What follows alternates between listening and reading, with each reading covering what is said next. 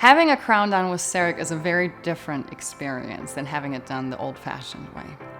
It starts all the same. You go and see your dentist, you get the tooth numb, and the dentist prepares the tooth for a crown. But from that point on, it's all different. Instead of having to bite on a tray that has a bunch of goop in it that needs to harden for 5 minutes while you sit in the chair trying not to gag, we now use a very handy, relatively small camera that can take a digital video impression of the area.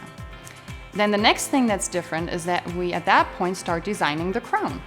We do it right in front of the patient. They're usually rather engaged. At this point, the phone comes out of the pocket and they start taking pictures because they love the process so much. Incidentally, during that process, the tooth is rather large on the screen. So for me as a provider, that makes a big difference.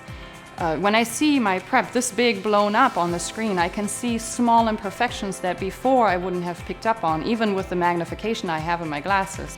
So then once we have designed the tooth, which takes 5, maybe 10 minutes, we get to actually mill it out of a block right then and there, which is another process that takes about 10 minutes.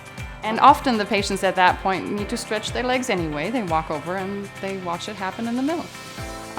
It's a rather quick process. After we get the tooth out of the mill, we try it in. And at that point, we check if it all fits perfectly and put it in the oven to glaze it if that's necessary.